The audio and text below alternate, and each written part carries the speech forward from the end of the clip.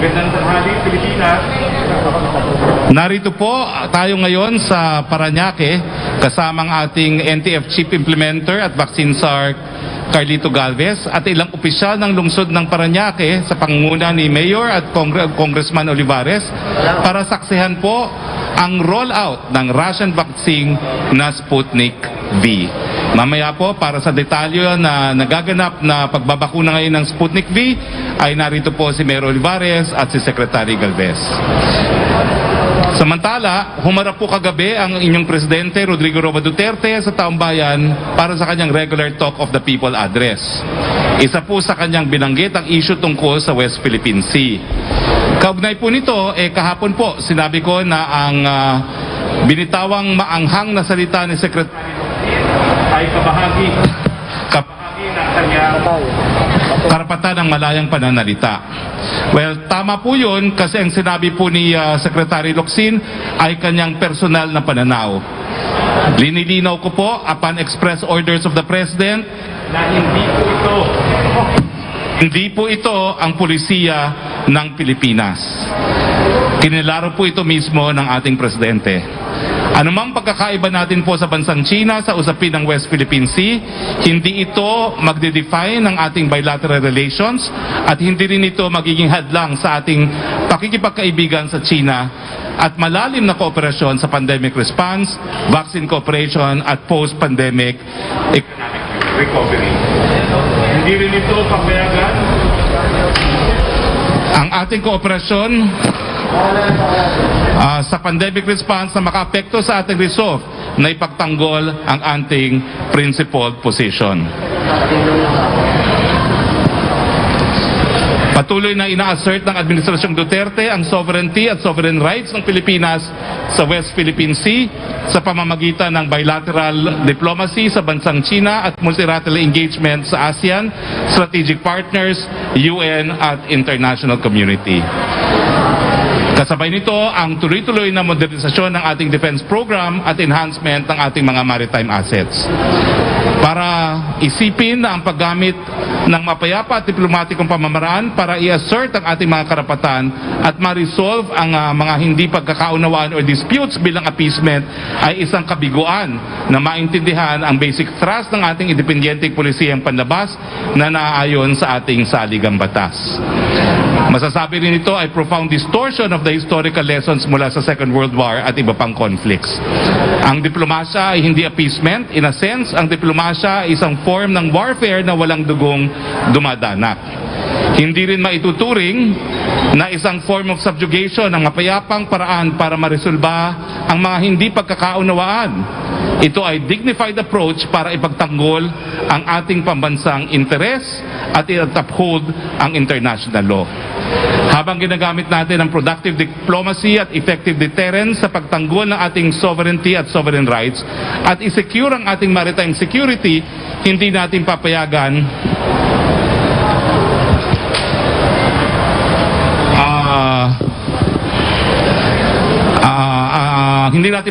ang ating territorial at maritime disputes sa China na maging sagabal sa ating bilateral cooperation sa urgent issue sa laban natin sa COVID-19, partikular ang pangangailangan natin sa bakuna.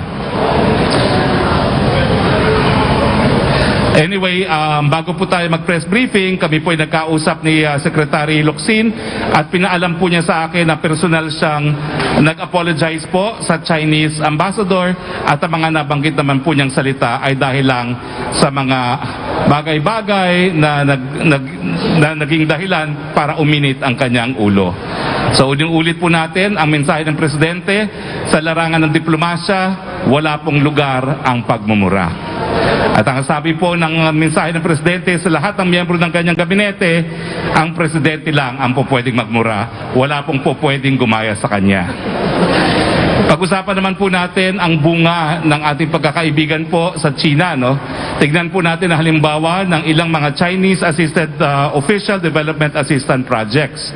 As of April 15, itong ilang mga infrastruktura po mula sa datos ng DPWH. Well, unang-una po nakikita niyo po sa screen ang proyektong tulay na sa Binondo Intramuros Bridge, no? Pagkatapos po, narito po sa screen natin ang Estrella Pantaleon Bridge sa Makati, Mandaluyong. Nariyan din po ang Davao City Coastal Road, ang Panglao Tagbilaran City Offshore Connector Bridge at Dupinga Bridge and Approaches, ang Pasig Marikina River and Manggahan Floodway Bridges Construction Project, ang Mindanao River Basin, ang Samal Island Davao City Connector Project. Maasahan din po ang China sa panahon ng kalamidad tulad ng lindol, bagyo, pagputok sa bulkan at sa liberasyon ng Marawi. Makikita naman po ngayon sa ating infographics ang tulong na naibigay ng China ayon po sa datos ng Department of Finance. Ang total po na nabigay po nila ay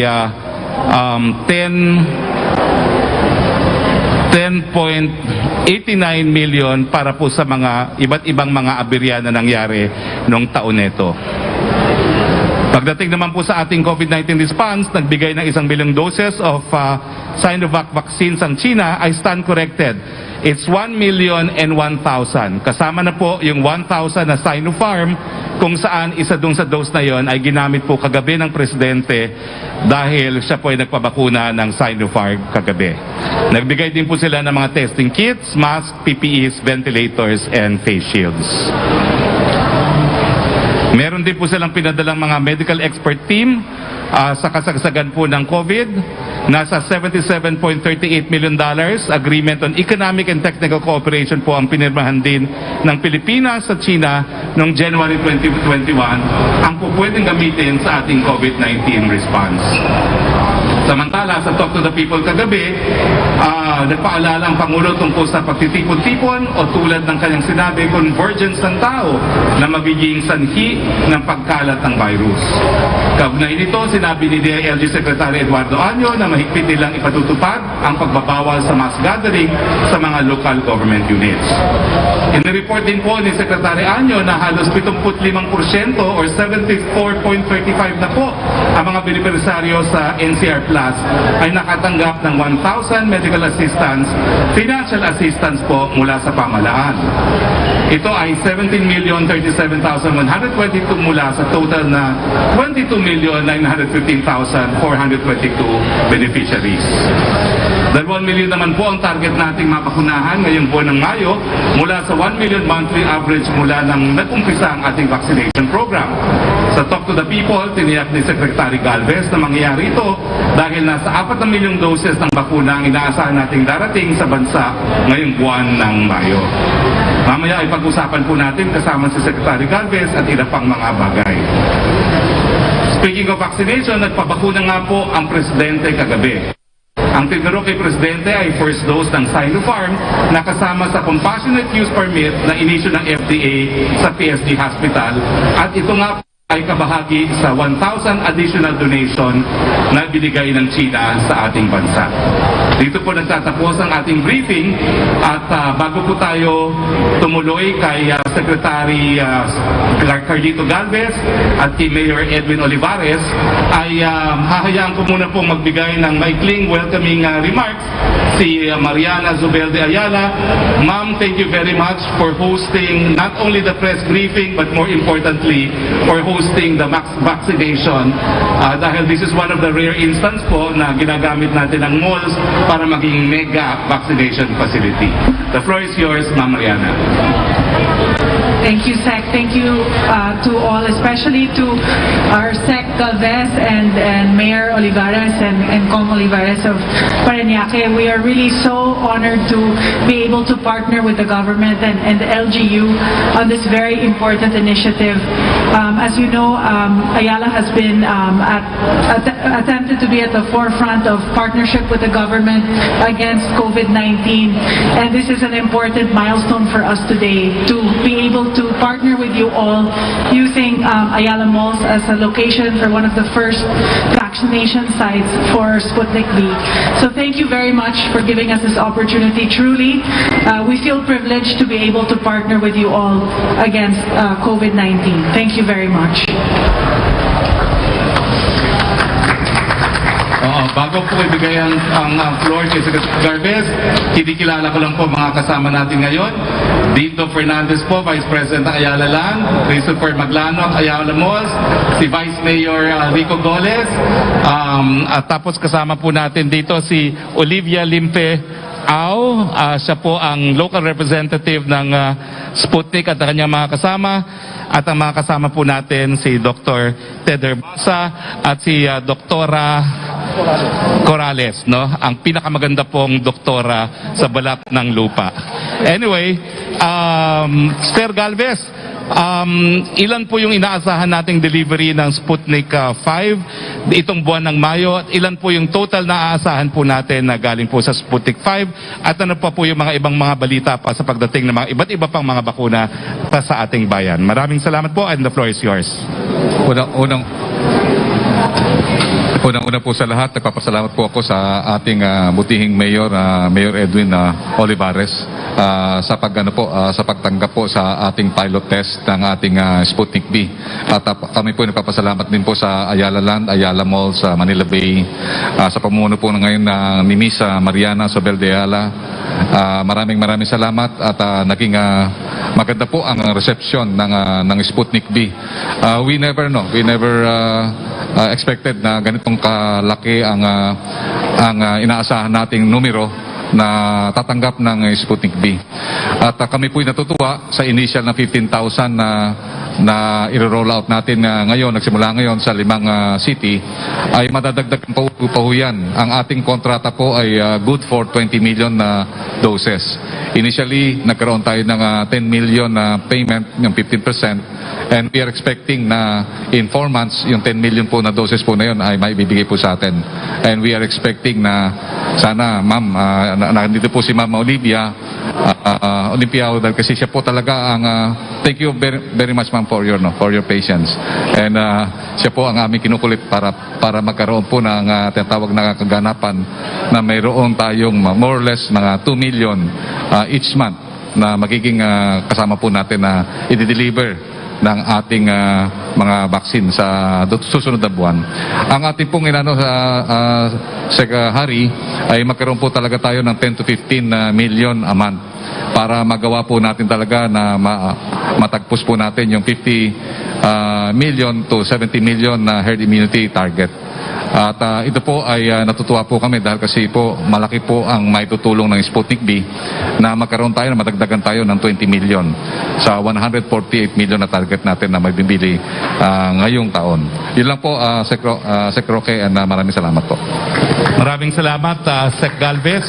Puntahan naman po natin si Mayor Edwin Olivares ng Parañaque. Sir, unang-una, napansin namin na napakadaming nagdagsaan dito, no? At napaka-orderly naman po, may social distancing, no? Dito ba ho sa Parañaque, may problema ba ho kayo sa vaccine hesitation? Pero sa nakita ko po ngayon, para talagang excited ang mga taga-Parañaque na magpabakuna, at excited sila na magpabakuna ng Sputnik V.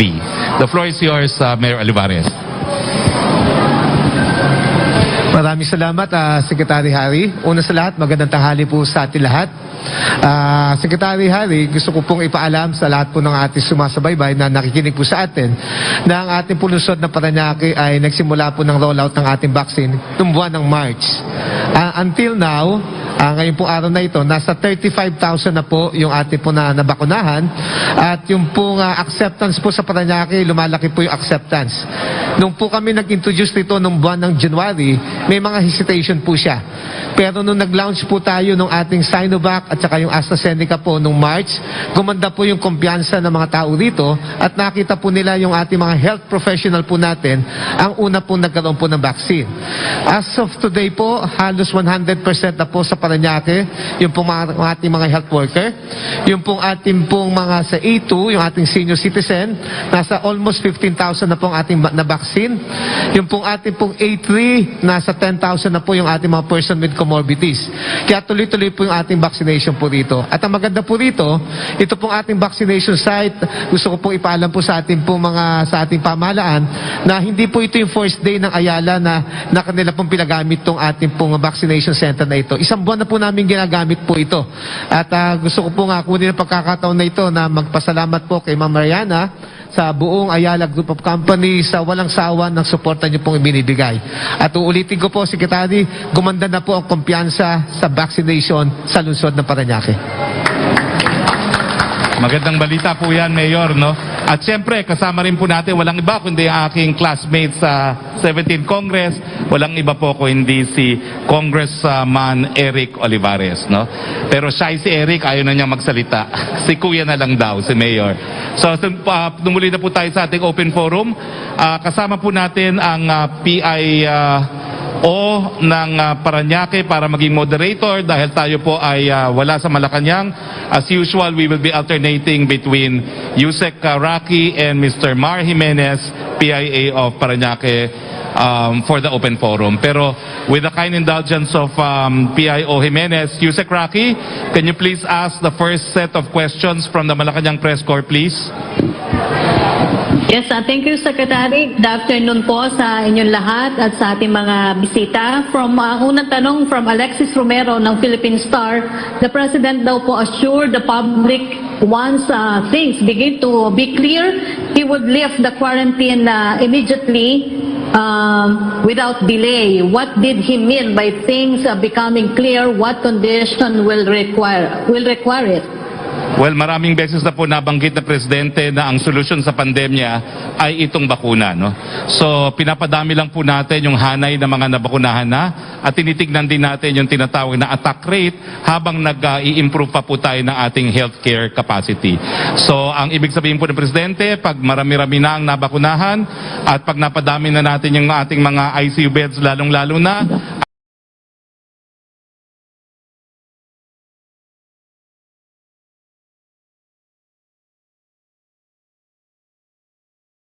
natin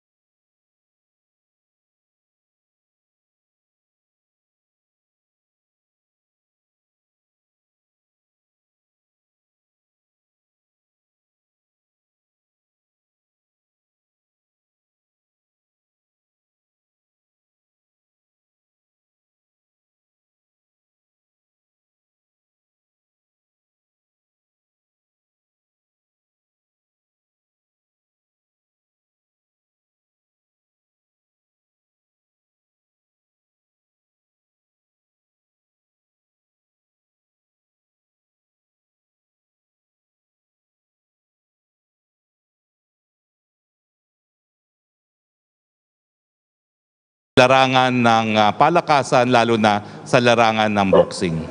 Hanggang doon na lang po tayo. Sir, just a bit on yung sa pagpapabakuna po ni Pangulo. What is it, sir, with the Sinopharm vaccine that it's been the choice of the president's doctors? We're interested to know if the president has any medical condition or parang anything that's related to his current medical condition that makes other vaccine brands unfit for him. And sa safety lang din, sir, kasi di ba po hindi siya registered and FDA saying na hindi pa nare-review ng experts yan. What gives the president's team the confidence na safe po ito for the president? Do we have, or does the president, the team of physicians, do they have experts from the vaccine panel na nag-review po ng Sinopharm? Unfortunately po, I was not privy dun sa mga conversation ng presidente sa kanyang mga doktor, no. But I understand na ang choice ni presidente was guided also by his doctors, and I can only surmise na it's the platform, no, platform na inactivated vaccine, because this has been in use for the past 140 years at least. Sir, just last question on the vaccination. No? Yung pagpapabakuna ni Pangulo, is that a sign that ito na po yung magpipave ng way for the negotiations or for us to procure vaccines from Sinopharm? And with that move, sir, what message does that signal to those who want to get vaccinated na hindi pa registered yung bakuna officially? Well, alam niyo po, it's covered by compassionate use. So as far as the president is concerned, he did not violate any laws because precisely it was administered by the PSG hospital, although physically administered by the health secretary himself. No? So covered po yan ng compassionate use permit. So wala pong nalabag ang ating presidente. At yung supply naman po ay nanggaling nga doon sa additional 1,000 donation ng Chinese government to the Philippine government. So, I think the message that the President sent yesterday is magpabakuna na ang lahat habang may makukuhang bakuna. Thank you, Spokesperson. Salamat po. Thank you muna. I will turn over now the floor to our moderator, Mar Jimenez, PIO of Parañaque. Thank you, Mr. Secretary. We would like to call Mela Las Moras of PTB4, please. Hi, good afternoon, Secretary Roque, and to our guests. Sir, unahin lang po natin yung Sputnik V vaccination dito sa Parañaque City. Ano po yung expectation natin ngayon dito sa ating programa dito at paano ito makatutulong sa ibayo pang pagpaparami ng mga nabakunahan pa sa Pilipinas? Well, sa akin po, no, una-una, ang pinakamabuting balita, meron na naman po tayong additional brand ng vaccine na nagagamit. At ito nga po ay kabahagi ng trial order. Kasi ito po yung kauna-unang pagkakataon na we had to deal with the vaccine na merong negative 18 na handling requirement. So kanina po nagtanong si Mayor Marcy, trial lang po ito, hindi pa po ito official rollout dahil dapat nga makita natin kung paano dadalhin sa vaccination center yung negative 18 na requirement galing po sa warehouse ng Marikina. No? At pangalawa po, sa mainit na reception ng mga taga-Parañaque, tingin ko naman po, tama rin yung naunang survey ng SWS na kinakailangan lamang na magsimula magpabakuna at karamihan ng ating mga mamamayan ay magpapabakuna. Perhaps si Secretary Galvez would like to add. Nakita po natin na napakadami po na talaga nakapila at saka we never expect na yung reception ng Gamaleya is napakataas. And we are very happy na yung ating second vaccine na ina-administer natin sa galing sa procurement natin ay talagang well accepted by the Filipino people. Yun nga ang sinasabi namin na talagang yung lahat ng ating portfolio na kinuha sa vaccine, talagang inano po natin na magkaroon po ng safe at effective ang kanyang requirements. And we're very happy that Gamaleya will add for the steady supply na gagawin natin this coming months, especially this coming May, June, and July. Maraming salamat po. I stand corrected, Mela. It's the third vaccine brand pala that we have utilized. It's a third. Opo. And second question lang, Secretary Roque. Kasama kasi kayo mismo rin kagabi ni Pangulong Duterte. Pwede niyo po bang pakikwento? Kumusta po si Pangulong Duterte at paano tinanggap ng kanyang katawan itong Sinopharm vaccine? Kailan po yung second dose? Wala naman pong problema, no? Kasi ang nangyari kahapon, nagkaroon kami ng pribadong pagpupulong kasama si Secretary Lorenzana, mahigit kumulang 1 oras yon. Pagkatapos nyo, nagpabakuna siya. At matapos ng pagbabakuna niya, tsaka po siya pumunta doon sa meeting with some members of the IATF na tumagal ng almost 2 hours din. So in terms of adverse reaction, wala po akong nakitang adverse reaction kasi matapos siya magpabakuna, pumunta siya kaagad doon sa pagpupulong namin. Opo. Kailan kaya sir yung second dose? Second dose po. I think it's the same as Sinovac 1 month after. Opo. And sir, panghuling tanong na lang po from Sweden, Velado Ramirez, my colleague. Ano po yung update sa procurement ng Sinopharm vaccines at hindi po ba magkakaroon ng vaccine hesitancy ang ating mga kababayan sa ating existing vaccines given that the President opted for another brand na wala pa pong EUA?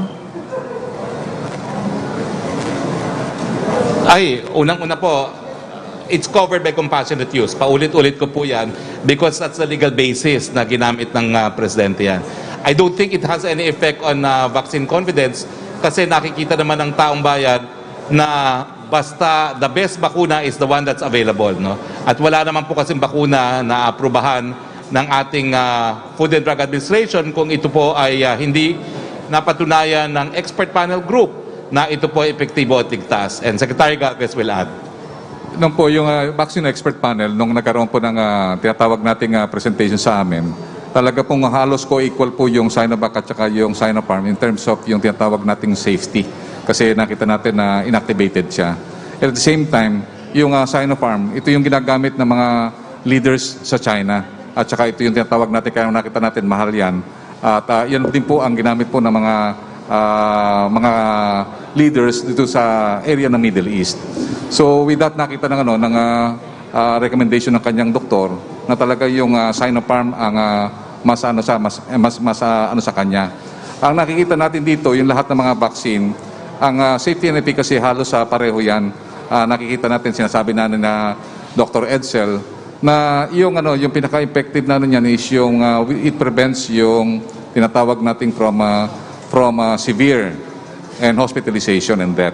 So yun ang pinaka-importante. At nakita naman natin, considering na same inactivated virus platform siya, wala naman sigurong makikita na pagkakaalang-alang sa confidence considering Sinopharm is also being widely used by other countries. Actually, yung Sinovac is number 5 yan sa world usage. At ang Sinopharm po ay halos sumusunod po sa Sinovac. Okay, thank you so much po. Maraming salamat, Mela. Balik tayo kay Yusek Roque.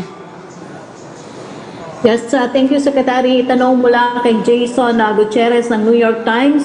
May we know why the President used a vaccine not okayed yet by the FDA? The same one earlier used by the PSG, which was banned for using smuggled vaccine. And how would this affect the public's confidence on Sinovac? Hindi po illegal ang paggamit ng Presidente dahil may compassionate use na ini-issue para sa PSG Hospital. At hindi po smuggled ang ginamit ni Presidente dahil ito po ay donated ng Chinese government. Opo, yung tanong po ni Crisalyn Catarong ng SMNN News about the Senator Pacquiao ay nasagot ni na Secretary. Thank you po.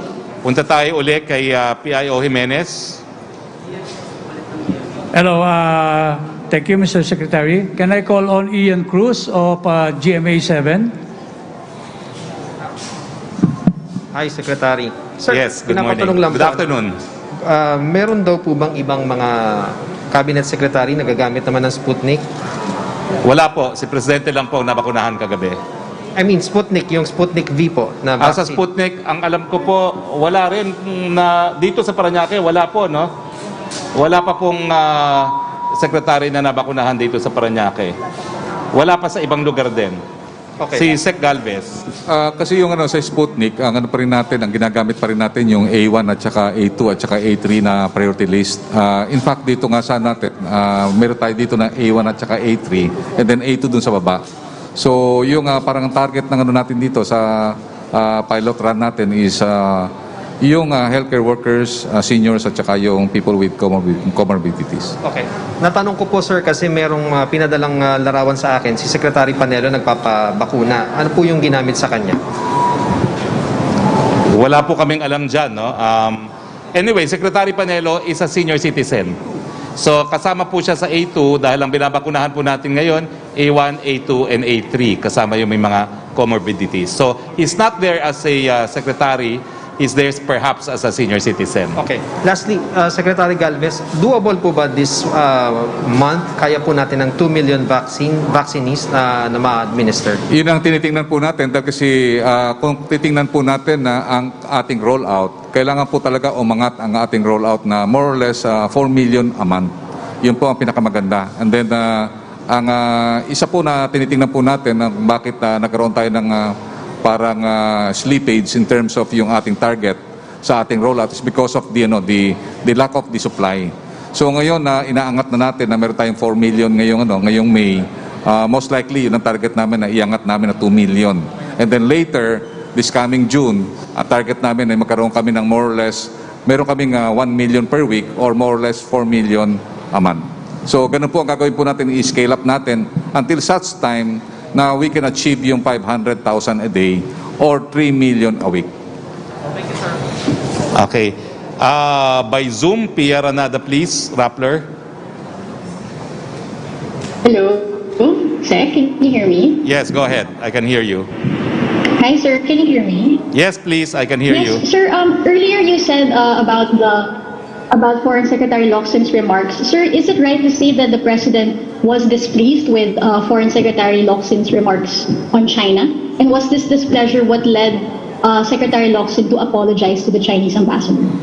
Well, I think what was clear from the President's instruction to me last night after our private meeting with Secretary Lorenzana is that he does not approve of the use of profanities, particularly in the field of diplomacy. Kaya nga sabihin mo nga sa ibang mga cabinet, ako lang pwedeng magmura, wala na ibang magmumura, lalo na pagdating sa diplomasya. At what I did today was to state for the record our existing Philippine-Chinese policy that we have agreed to disagree on the West Philippine Sea, but we will move forward on areas that we can in fact move forward on. Earlier, sir, you said that there is no room for cursing in diplomacy, yet, quote-unquote, only the President can curse. How can you reconcile this? Well, because the President naman is the principal, no? And all the cabinet members are alter ego. So I guess the guidance being given by the President now is you have no authority to use profanities, no? Particularly in the sensitive field of diplomacy. Then, sir, just going to the Sinopharm vaccination of the President. Sir, the 1,000 donated Sinopharm vaccines, is this apart from the 10K PSG vaccines, or did the two deliveries come together? We just want to know any relationship between those two batches. I suppose the 1,000 forms part of the 10,000 compassionate use permit issued by the FDA, no? But the 1,000 is a further donation from the government of China. So, sir, the 10,000 of the PSG, that's purchased by the PSG, by the national government? Alam niyo po ngayon, hindi pa dumarating po yung 10,000 ng PSG.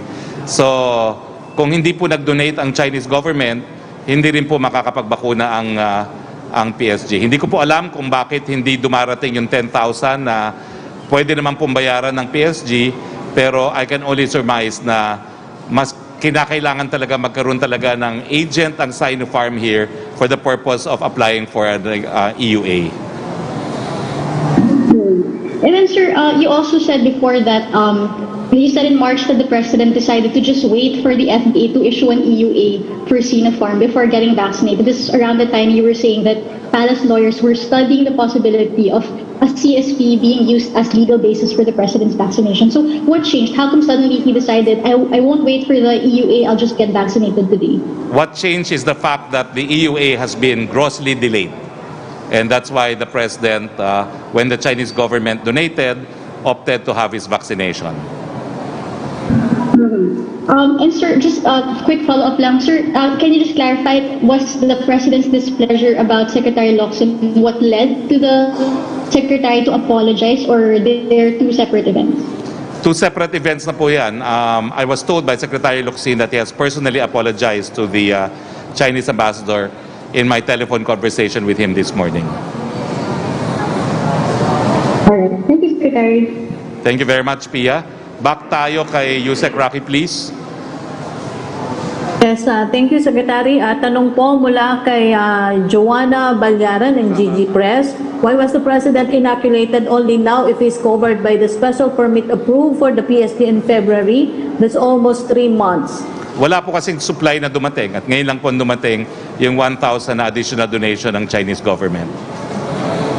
From MJ Blanca Flor of Daily Tribune, DICT Secretary Gringo Onasan asked the United Nations Development Program to return the funds earmarked for the free Wi-Fi program. Secretary Onasan said the department is capable to finish the project on its own. Is it wise to terminate the agreement between the DICT and the UNDP on the grounds that the performance of its foreign contractor was unsatisfactory?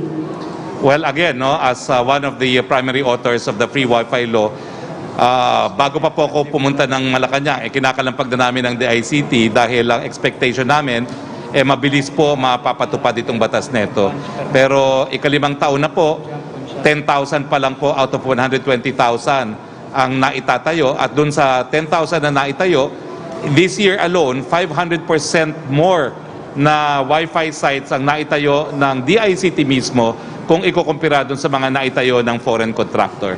So I think it is very clear na since the right to connectivity, the right to internet is a human right, hindi po katanggap-tanggap yung delay na nangyayari pagdating sa pagpapatupad ng isang batas. Well, second question niya, how will this move in the middle of the project affect the implementation of the free Wi-Fi law? Does the palace remain confident that the DICT can meet its target even without the foreign contractor? Wala pong epekto yan. Baka siguro po mapapabilis pa lang. Ulitin ko po, 120,000 spots na Wi-Fi, libreng Wi-Fi ang target. 10,000 pa lang po ang naitatayo. At sa 10,000 na yon, 500% this year ang tinayo ng DICT compared kung sa mga naitayo na o naikabit na ng foreign contractor. Thank you, Secretary. Okay, by Zoom, Joseph Morong, please.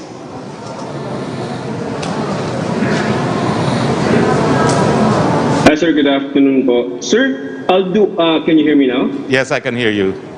Sir, I'll do away with yung question na pinakisuyo ni Ate Roque kasi hindi na daw humabol sa cut-off. This is a question from Leila, no? Kanina, sir, si Mayor Magalong was in laging handa and he mentioned something about the contact tracing.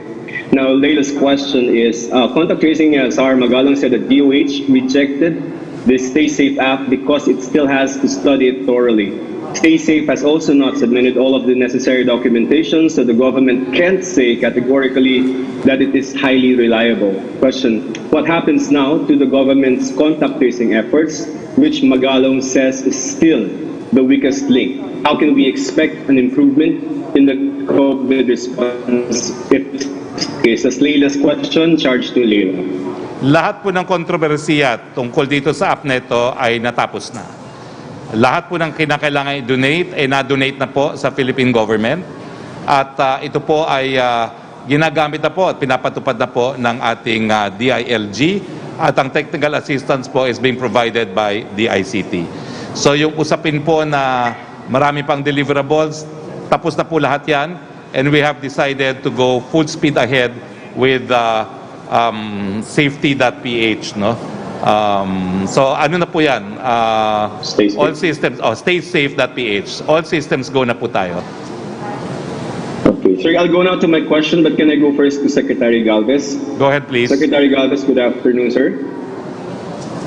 Sir, last night po kay Presidente, no, you reported that our strategy now is to target not 110 million Filipinos, but something like 83 million in the COVID hardest hit areas in the country para magkaroon at least in those areas a herd immunity, no? Kasi 70% lang naman ng population yung kailangan in those areas.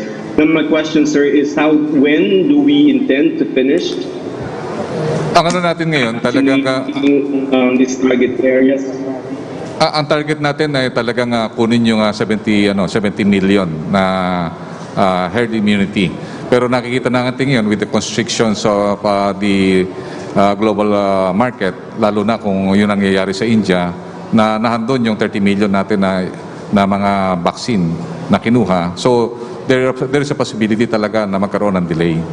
So, in case na magkaroon tayo ng delay and we were not able to substitute yung mga vaccine na makukuha natin sa mga lugar na nakita natin na nakakaroon ng constriction, ang ginagawa natin, we will have a realistic target of having a range of 50 to 70 million. So in order to really get the same effect, kunin natin yung mga strategic areas wherein doon nagkaroon ng tinatawag nating affectation. At the same time, it has the highest economic and social impact. So yun ang ginagawa nating strategy kasi kung nakikita natin na realistically we will have a shortfall of supply, we need to strategize that we will get the same effect.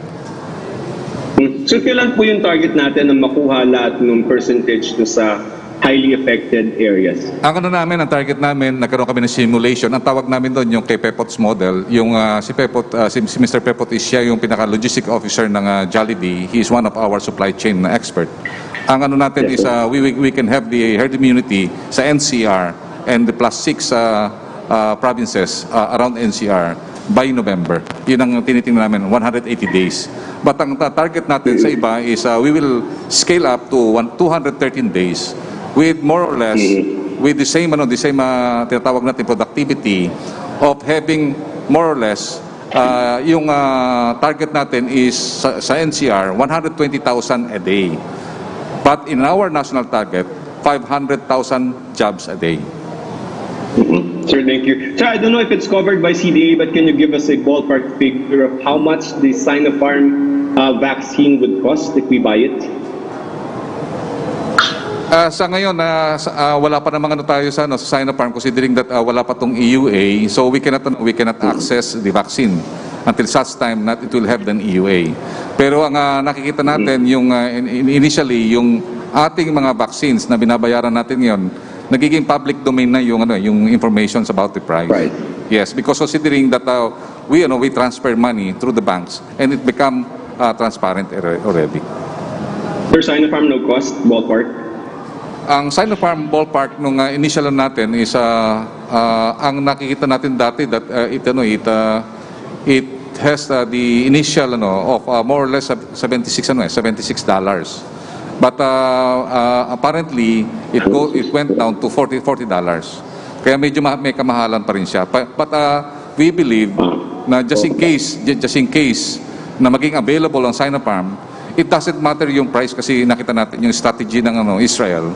And they bought the vaccine twice the price so that they can have the access and steady supply of vaccine. So yun ang talagang importante Joseph, we need to have a steady supply of vaccine, at least 15 million a month. Yes, sir. Thank you for your time. Sir Secretary Roque, can I go to you, please? Go ahead, please. Sir, my question is on the provenance of the vaccine that was used by the President. You keep talking about 1,000 doses Sinopharm. When did this arrive? I have no information.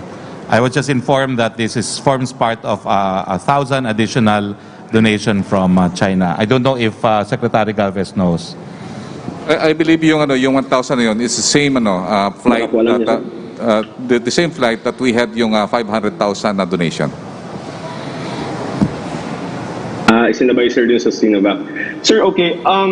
What is Secretary Roque? What is the edge of Sinopharm vaccines over all the other vaccines that we have in our portfolio? Would you say now, sir, that since the President took it, this is the safest vaccine? And if this is the safest vaccine for the President, why are we not using it for the ordinary Filipinos? The President officially said that he opted for this brand upon advice of his doctors, and I will leave it at that. Sir, Secretary Locsin, just one last topic, sir.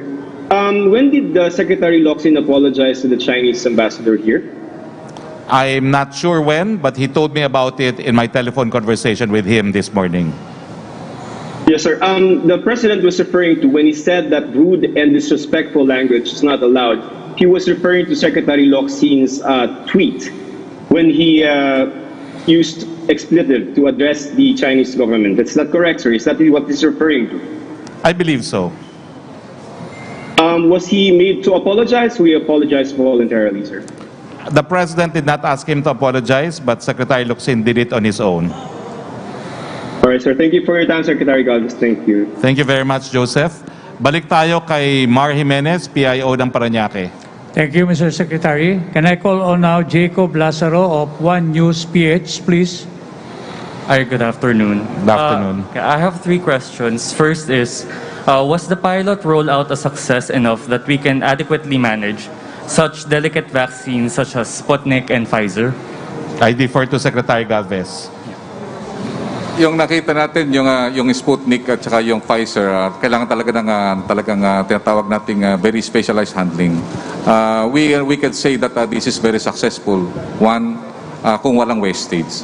Second is yung uptake mataas. Nakita natin na we are very happy that the uptake of Sputnik is so high na yung supposed to be 1,000 lang yung di-deliver natin ngayon, and we need to have an emergency storage ng another batches, kasi nakita natin talagang overwhelming yung reception ng taga Parañaque. Nagpapasalamat po kami kay Parañaque Mayor. And third, na tinatawag nating success is at least yung adverse effect, at saka yung tinatawag nating yung possible clinical effect ng is naging favorable. Ibig sabihin, it's safe and effective. And I believe natin si Madam yung isa sa mga natin sa ating mga doktor. Magandang umaga po. Tama po ang ating mahal na Secretary Galvez, and we are even surprised na napakadami ng dumating ngayon ng ating mga interested group of vaccinees who would like to avail of the vaccines. So this is the longest line so far ever since we started our vaccination in the city of Parañaque. And we were not expecting this much kasi nag-prepare lang kami ng mga na-text namin, but apparently madami pong dumating as walk-in. Yes. Pero quick Si question. Mayor Olivares, ano pong assessment nyo so far dito sa rollout ng Sputnik V dito sa inyong syudad? Secretary, maganda yung kumpiyansa dito sa Sputnik 5. Makikita po natin na aside doon sa ating pong mga pilapunta rito, kasi yung ating pong mga beneficiary, based po ito sa online registered. Doon po sa date registered. Pero nag-accept po tayo ng walk-in as quick substitution list. Kasi hindi po dapat masayang po yung ating vaccine. Kasi yung pag-handle po nito, may specific minute lang para ma-implement po natin.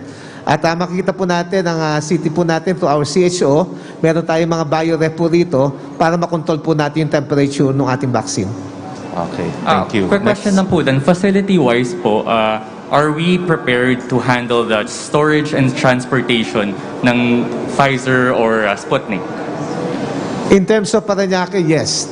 Na kami po ay nagkaroon po ng memorandum agreement doon po sa Swilik Pharmaceutical Company na isa pong professional na nag-handle ng logistic. Sila po yung in charge na kumukuha from the airport or from other storage. Tapos from their storage dito po sa Parañaque sa Swilik to our vaccination center. Tapos yung pong ating pong mga biorep available po sa aming mga vaccination center. Kay Secretary Galvez. Secretary Galvez will add. Bali yung tinatawag natin Pfizer, Moderna, at saka yung Sputnik. Ito yung mga tinatawag nating specialized vaccine na mayroon talagang sub-zero na tinatawag nating storage. Ang ginawa natin para at least talagang wala tayong wastage, we contracted already yung tinatawag nating third party. So kasama sa contract sa World Bank, yung kontrata ng, for example, Moderna, nakalagay doon yung Swilig ang mag-handle. So with that, alam naman natin na yung talagang mga high-end na pharma third-party provider, pagka once na nalaman ng Pfizer at saka ng Moderna and also with the Swilig na kaya nating i-handle, they will bring more. So yun ang nakikita natin, kaya nga nakita natin selected lang sa mga LGUs ang binibigyan natin. For example, natin talaga dito sa Pfizer, kailangan talaga na dito lang sa mga centers, na mga cold storage facility tayo. So, huwag kayong mabahala na kaya-kaya natin yung Pfizer at saka yung Moderna and also yung Sputnik in terms of handling kasi yung ating mga doktor at saka yung ating mga tinatawag nating mga local health officer ay alam na po yan sa kanilang pag-handle kasi nagkaroon na po sila ng training ever since na meron tayong supposed to be na Pfizer na darating lang last February 15. Sir, a question lang on that. Kasi di ba yung 5 cities na napili ngayon based sa capability nila for the ultra-cold storage. But magbibigay po ba tayo ng, pag dumating na yung mga more doses ng Sputnik, magbibigay po ba tayo sa mga outlying provinces? And how do we make sure that they have the enough facilities for the storage and transportation? Actually, meron tayong evaluation na ginagawa ang National Vaccination Operation Center natin under Yusek Kabotahe. At saka nandito rin si RD, si Dr. Rapaz, na talagang ini-inspect nila yung lahat ng in-evaluate nila, yung mga storage facility.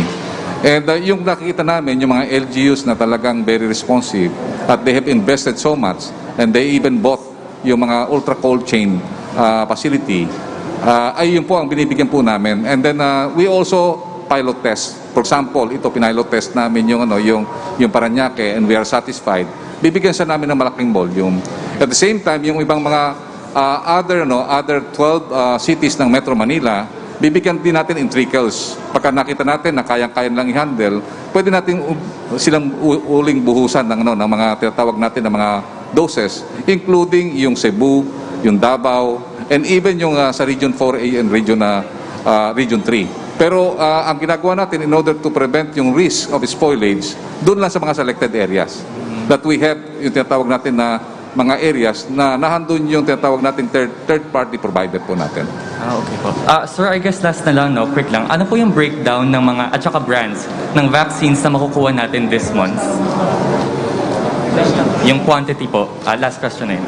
Yes. Dito yung buong 2021 or? Hindi, this month lang po. Sa this month, makukuha po natin 2 million po ng Sinovac. And we are negotiating kay Mama Olivia na sana magkaroon tayo ng at least 1 or 2 million this month sa Sputnik. And most likely, may maganda tayong balita na most likely baka may darating po na either yung Moderna or Pfizer coming from COVAX.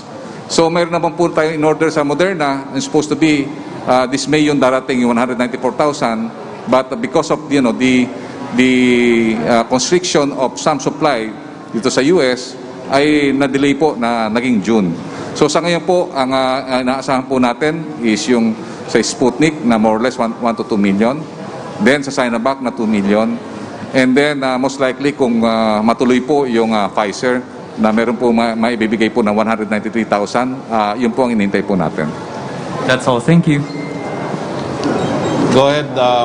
Sino na tayo? Kay Yusek Roque, please. Yes, thank you, Secretary. Secretary, unahin ko na po yung tanong naman ni Heidi Sampang ng DZAS. Ano daw po ang reaksyon ng palasyo na kinansela na ni Carrie Lam ng ang no vaccine, no visa policy for OFW pero swab test is mandatory. Carrie Lam has asked Labor Secretary to review scheme and hold discussion with consulates from countries that provide most domestic workers. Well, we appreciate po the gesture of Madam Lam. And of course, we welcome also the mandatory testing. No? In fact, we are also ramping up our own testing here in the Philippines because talaga naman pong pag hindi mo tinest, hindi mo alam kung nasaan ang ating kalaban. Opo. Question from Laila Salaveria. The President disowned the tweets of the DFA Secretary. What effect, if any, will this have on the DFA's diplomatic protest versus China's incursions in the West Philippine Sea? Won't this weaken our diplomatic protest?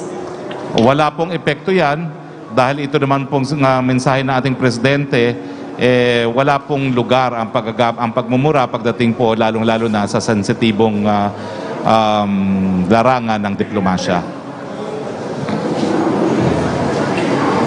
Second question po niya, why did the President say He never promised to retake the West Philippine Sea or pressure China when he claimed during the campaign that he would ride a jet ski to the West Philippine Sea and plant the Philippine flag. What are Filipinos supposed to make of this seeming turnaround from the president? Same question with John Pusalan of ABS-CBN Online. Wala pong turnaround yan kasi ang sabi ni Presidente, hindi niya pinangako na mababawi niya yung mga nawalang teritorya.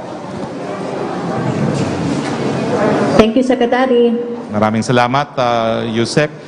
By Zoom, Melo Acuña, please. Good afternoon, Secretary. Magandang tanghali po. Nagkausap po kayo ni Secretary Roque sa telepono? Opo. Opo.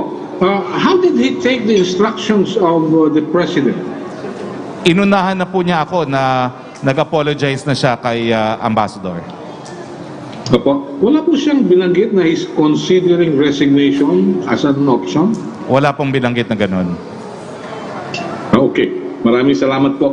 Para po kay Secretary Galvez ang tanong ko. Secretary Galvez, baka po pwedeng bigyan nyo kami ng inventaryo ng mga bakuna na hawak natin ngayon at i-roll out sapagkat sa isang panayam kay Secretary Carl Kendrick Chua sa isang telebisyon, nabanggit niya na yung recovery ay nakasalalay sa successful vaccine rollout. If we don't have the vaccines, what is there to consider para sa ating rollout? Thank you very much. Sa ngayon, meron na po tayong 4,040,600 na nasa inventory po natin. At sa inventory po nito, meron na po tayong almost 2 million na na-administered. At ngayong May 7, meron po tayong darating na another 1.5 million from Sinovac. And most likely, meron din po na another million from Sputnik. So nakikita po natin na this coming June, mas tataas ang ating inventory na makakaroon tayo ng 10.3 million coming from 4 to 5 new vaccine orders that we had. And nakikita natin since coming July, tataas na po 'yon ng 15 to 20 million po. Yeah. Would you have any idea kung paano nakakarating yung mga sinasabing falsifikado o counterfeit na mga bakuna at gamot na may kinalaman sa COVID sa bansa natin? Nakikita natin maganda yung safety net natin kasi ang ginagawa po natin, direct po tayo na ang ating negotiation with the government, yung G2G, at the same time bilateral po. Wala po tayong tinatawag na negotiation na hindi po alam ng mga manufacturer doon sa abroad. So ang maganda po sa atin, direct negotiation po tayo sa manufacturer. So everything that is being sold in the country through the internet is fake? Mayroon na po tayong pinapaimbestigahan, kaya nga sinasabihan po natin ang ating mga LGUs at ang ating mga mamamayan na huwag po kayong bibili na wala pong tripartite agreement. Dapat po dumaan po sa amin kasi po kami po nakakaalam kung yung pong tinatawag nating dealer na yon ay fake at saka po legitimate. Opo, please update us later kung sino-sino na yung na-imbestigahan. Thank you very much, Secretary. Thank you, Secretary Harry. Salamat po. Maraming salamat, Melo. We go back to Mr. Mar Jimenez, please. Yes, thank you, Mr. Secretary. Can I call on Sheena Torno of SMNI, please? So, good afternoon po, sir. Good afternoon po sa ating lahat. So, question ko po for Mayor Olivares. So, Mayor, aside from Ayala mo, so ilan at ano pong mo sa Parañaque po yung nag-commit sa pamahalaan na ipagamit ang kanilang pasilidad ng gawing vaccination site? Aside po sa Ayala, ang ginagamit na rin natin for the past 1 month, yung pong mga SM Mall. So, ginamit na po natin yung ating SM Sukat, pati pong SM BF. In fact, bukas meron tayo sa SM Sukat yung ating pong mga second dose ng ating Sinovac. Okay. So, I would like to take this opportunity na magpasalamat sa private sector. So, ito po yung second question, Mayor. Ilan po ang inasang mababakunahan gamit ang Sputnik V vaccine ngayong araw? Minimum 1,500. Yan po ang target po natin. Ang pinadala po sa Parañaque is 3,000. So, hindi po matatapos po ito ngayong araw na ito. May schedule pa po tayo ng vaccination sa Ayala para sa Sputnik V. So, last na lang po talaga for Secretary Galvez. So, sir, aside from SM Mall, may schedule din po ba kayo na mag-ocular visit sa iba pang mall na possible na gawing vaccination site? Ayon sa report ng ating private sector, lahat po ng malls, lalo na po yung Robinsons, Ayala and also SM, and to include yung ating Mega World areas ay nagbigay po ng intensyon na gamitin po 'yon. Kasi po nakita po natin sa darating na panahon na mayroong bagyo at saka mayroong pong tinatawag nating kalamidad, ito pong mga malls ang very sturdy at saka magagamit po natin. At ang nakikita po natin na napakaganda po ng tinatawag nating vaccination site, considering na yung ating mga vaccine, pwede pong umikot muna habang nag-aantay po ng kanilang queuing. So yun po, nagpapasalamat po kami sa private sector, considering na itong mga mega vaccination site na ito, malaking tulong po sa amin. Sige po. Thank you po, sir. Okay, balik kay Yusek Roque, please. Thank you, Secretary. Tanong ni Maricel Halili ng TV5, private cameras have already been distributed to PNP but they are still finalizing the protocols. Ang isa raw sa mga issue sa paggamit nito ay ang privacy. Pwede bang magamit ang videos mula rito bilang ebidensya sa korte? If not, body cams, what are the other options of law enforcers to prove that they are not abusing their powers during drug operation? Well, alam niyo po ang mga cameras, kasama po yan sa tinatawag natin na physical evidence. And physical evidence, of course, when being appreciated by the court, is a lot more believable than testimonial kasi hindi po yan po pwedeng matakot, hindi po yan po pwedeng magsinungaling. No? Wala naman pong issue sa pagtanggap ng body cam as evidence dahil ginagamit na po ito sa napakadaming bansa sa daigdig. No? So, this is physical evidence at ang i-require lang po siguro is ma-qualify nga kung ano yung camera at kung sino nagsuot ng camera na yon at sino nag-turn on ng camera na yon. But I don't think there should be any concerns about privacy kasi ia-anunsyo naman po natin ng gobyerno yan na lahat po ng police na pupunta sa operations ay may suot ng body cam. Okay. Yung second question po niya ay nasagot niya ng Secretary yung kung ano naramdaman ng Pangulo after yung first dose ng Sinopharm at yung second dose niya. Same po sila ng tanong ni Angel Ronquillo na DCXL. And then, ang tanong naman po ni Vance Fernandez, yung una at ikalawa niyang tanong ay nasagot niyo na.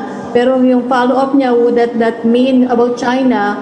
Wouldn't that mean China taking even more advantage of the Philippines' attempt of being friendly with China and China in turn using that friendship as a leverage to force our silence on the West Philippine Sea dispute? Alam mo, lilinawin ko po, no? Kung gugustuhin ng China, wala pong makakapigil sa kanya kung talagang gagawin niya muli yung ginawa niya sa panahon ng nakalipas na administrasyon. Pero sa ngayon po, nagkaroon ng kasunduan ng si Presidente at si President Xi na wala pong bagong mga reclamation na gagawin, wala pong bagong isla na tatanggalin sa ating posisyon, status quo baga at tumutupad naman po sa usapan ng China. So hindi ko po maintindihan kung ano yung premise ng tanong na mayroong pagsasamantala na pwedeng gawin ng China. Hindi po. Tumutupad naman po sa ngayon sa kasunduan na status quo muna. From John Pusalan of ABS-CBN Online, you previously said that the President supports community pantries. Why did he say that people should wait for government aid instead? Wouldn't that encourage people to rely on government dole-outs instead of encouraging bayanihan? Hindi naman po sinasabi ni Presidente na itigil ang community pantry. Ang worry lang po niya, yung mga nababalita na nga po na nagiging super spreaders po itong mga community pantries. So ang pakiusap lang po natin, makipag-ugnayan po sa lokal na pamahalaan at siguraduhin na may social distancing at tumutupad sa iba pang mga minimum health standards ang mga community pantries. From Angel Ronquillo of DCXL for Secretary Galvez, kung si Presidente lang daw po ba binakunahang kagabi or maging sina Senator Bongo at ilang cabinet members? Already answered na po, Presidente lang po kagabi. Ano daw po ang update sa EUA application ng Sinopharm? Wala pa pong movement. May dalawang nag-apply pero wala naman pong makaproduce na dokumento na they're authorized by Sinopharm kaya hindi po umuusad. Dahil yung mga datos din, wala rin po nagpipresenta sa FDA. From Teleradyo News Desk, reaction lang po sa sinabi ni Professor Clarita Carlos sa interview sa Teleradyo na kaya napakabait ng pagtrato ni Pangulong Duterte sa China ay dahil nagpapagamot di umano siya roon at yung isang college daw po doon ay ipinangalan sa kanyang ina. Walang alam ko lang po, may isang college na pinangalan sa kanyang ina, pero malinaw po yung pulisiya natin, no? Hindi tayo mabait. Ang ginagawa lang po natin, practical. Inisasantabi natin ang hindi mapagkasunduan at sinusurong yung mga bagay-bagay na po pwede nating isulong gaya ng kalakalan at ng mga pamumuhunan. Tanong naman po ni Senator Monte ng Manila Shimbun, follow up po sa opening daw statement ni Secretary Roque, why is there a need to tell China's assistance amid our territorial dispute with Beijing? Just to compare China's assistance with other countries, this is based on the latest 2019 Official Development Assistance Portfolio Review by NEDA. Japan's total ODA, both grant and loans, is $8.5 billion. Korea, $633 million. China, $590 million. When it comes to grant alone, US, $577 million, compared with China's $97 million. Wala po tayong kinukumpira. Ang binasa ko lang po is a statement of fact. Ito po mga proyekto na napondohan ng mga China at yung mga halagang natanggap na natin sa China. Statement of fact lang po yon. Okay, thank you, Secretary. Yan lang po yung mga Okay, wala na po pala tayong mga tanong. Maraming salamat po sa lahat po ng ating nakasama ngayon. Unang-una sa ating panauhin, si Secretary Carlito Galvez, si Mayor Olivares. Ay bago po tayo magtapos, no, ang aking classmate po sa 17th Congress, si Congressman Eric Olivares, kung anong payo nyo doon sa mga nag-aatubili pa na magpabakuna na ngayon? Ako po ay nag-apela sa ating mga kababayan na magpa-register at magpabakuna laban sa COVID-19. Maraming salamat po. At siguro kay Vice Mayor Goles, Vice, ano bang kailangan ng mga taga-Parañaque para mabakunahan? Meron ba silang pupuntahang internet site para sila ay magrehistro? Ano yes, po? meron silang QR code na pupuntahan. I-ano lang nila yung cellphone nila doon at magre-register na sila. Upon registration po ay may system na po ang city government para po sila itawagan at masabihan ang kanilang schedule. So muli po, maraming salamat Secretary Galvez, Mayor Olivares, lahat po ng ating naging panauhin. Maraming salamat Yusek Roque, maraming salamat sa ating mga kasama sa Malacanang Press Corps at sa lahat po ng media na dumalo ngayon dito sa Ayala Malls. And Ma'am Mariana, thank you po for graciously hosting us in your Ayala Malls by the Bay. Sa ngalan po ng inyong Presidente Rodrigo Roa Duterte, ito po ang inyong spokes Harry Roque nagsasabing, Pilipinas, malapit nang matapos ang problema sa COVID at heto na nga po ang bakuna. Pangatlong brand na po ito, wag po kayong malala, babalik po tayo sa normal. Magandang hapon po sa inyong lahat.